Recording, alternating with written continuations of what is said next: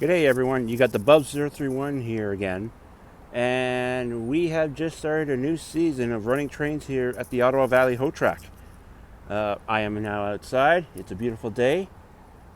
We just set up the layout last night, and we're going to take a tour of the layout. So, I want you all to sit back, relax, and enjoy.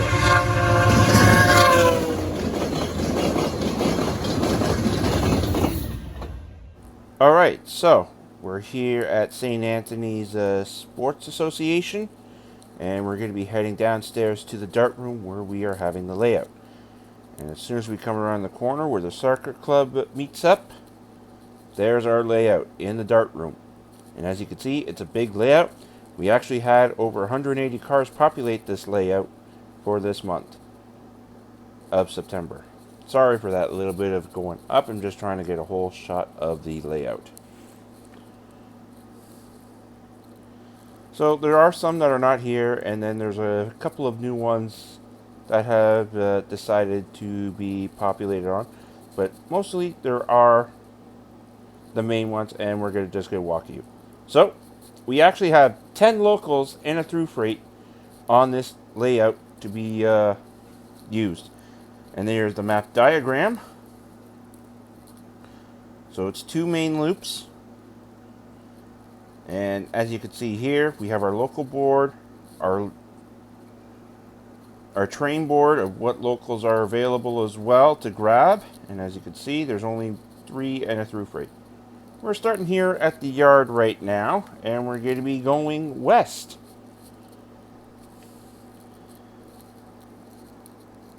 So there's not that much in the yard right now, because a lot of the trains are out on the layout being worked and processed. So we're now coming up to Bell's Corners, another good scenery. This is actually going to be updated later. And we're coming up to one that only came out back in January. This is Prairie Grain Terminal. All the switches are electronic. And it's a giant grain facility with waste oil production on the side as well. And yes, the signals do work. They're mostly for turnouts. Coming up next, we're here at Stillwater, which turns to single track. This was the only choke point. Now we're crossing over to Anderston, and then we come back to double main line at Rock Cut. Next we have Apple Hill, and then Moccasin Bridge. And then we are now coming up to Cremona, which goes to the back of the fiddle yard. We then move to Finch and then Mandrake, which is a small little siding right here and station stop. With another scenery module here, we have Deerfield. And then next we have Bayview Junction. Alright, just give us a minute here. I think I hear a train coming, so we're just going to sit back and watch it.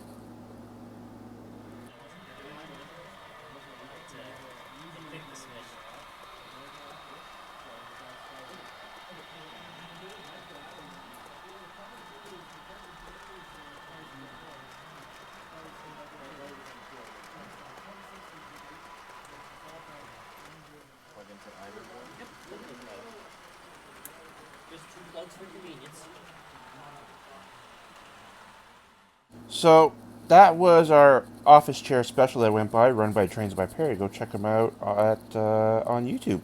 So now we're just passing Beachburg, and then we're at Glen Tay. There's also a transfer right there, so we'll talk about that one after. We're now at Pine Point, a small little radius curve, just some scenery. We then come to the crossover of Prescott, and then we move on to a small industry area / staging yard called St. Anthony's Yard.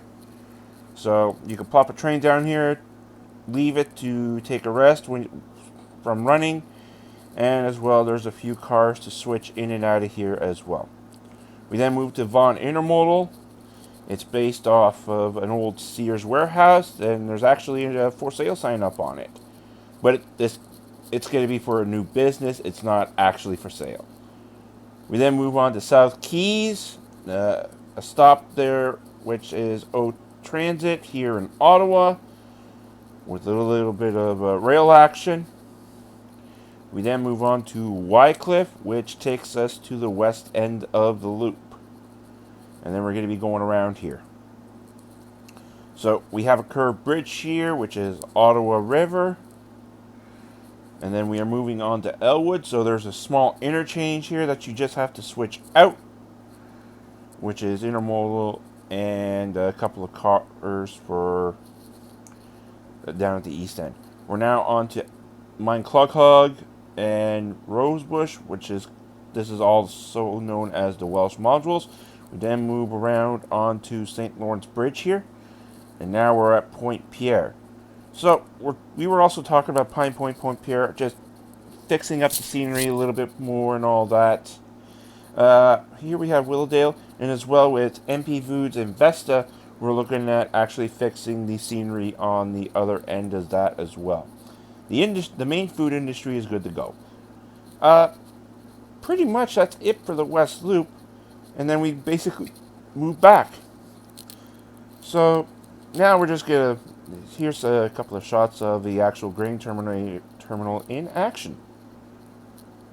It's a nice module. Okay, now we're gonna be moving east. So a few more cars came back, a few more trains. In fact, they're just about to take off with that one section in the back. So the St. Anthony's Yard holds the intermodal, and they come here actually to switch it out. So we're now up to M&O Junction, which is part of the East Loop. We now have Mason Creek, a small little business. It also can be converted to a Fremo module with a turn off the junction. And then we're now coming up to Fallowfield Station, which looks like the actual station in Fallowfield, Ontario. We are then moving up to Colonnade. And the next module is actually one of the other new modules that just decided to make its debut. Just about populated. Here we have the Bojo coming into scene now. So, this was built, if you watch my series on the Bojo, as you can see, this is the first time it's actually been debuted with all its buildings on it. There is still more to come. I still got a few more episodes to put up. This was just its inaugural run just to see how it worked. So we're now at 3 bridges, and pretty much that's it for the East Loop. So it was a small East Loop. Here we have actually one of the grain trains backing up, because they just picked up a load down one of the branches. So let's just keep it on. And, as well, it's got one of the new scale trains AC 4400s on it. So now we're moving down the branch from 3 bridges. We then have a small crossover bridge here at Rideau River. We then move on to Fredericks, which is a small tank facility, as you can see here. Our next module that we have is Green Valley, which is another interchange and siding. And then we have Edwards, and that's the end of this branch line right here. Basically, it's a lumber facility. So at 3 bridges again, we're coming straight across here at Jackfish Bay with the mountain. And then we come into Albert's Abyss. And now we come into one of the other modules that hasn't been out in a while. It's still being worked on. This is Brantford. And as you can see, it's just an end of the module, end of a Fremo module, all industry, and all that. Alright, now just came off of Glen Tay, and then we just went through Gary Interchange, and now we're at the new Hawthorne Y. So that was built, took a few years to do. It's now on the layout. We're now basically going to try to see what we can do to make it look pretty. We just now then passed York River, and now we're into Connaught and Timber Grove. Back at Hawthorne here, we are now at Orleans and the Narrows. We're just going to finish up here. There now we have our programming track. This also runs our JMRI. And there is our system that runs the entire layout right there. It all plugs there. We're now on the back side as always. Here at the layout, this is where the Yardmaster is. So when a train's not being used and it's in the yard, it has one of those little tabs. That way there you know which local it is. And there's all the spots for the tracks. And then on the back side here of the, we have areas where broken cars go to get fixed, and a map area. And as well, we have all the alpha coatings there that we have to replace in case a car has to be switched out. And that's going to be pretty much it. Okay, everyone. So that's a wrap up for the September 2023 Ottawa Valley HOTrak session here. I hope you all enjoyed the tour. Don't worry, there's going to be more videos as always to come. And thanks for watching. And as always, make sure the signal's green and keep moving down the line.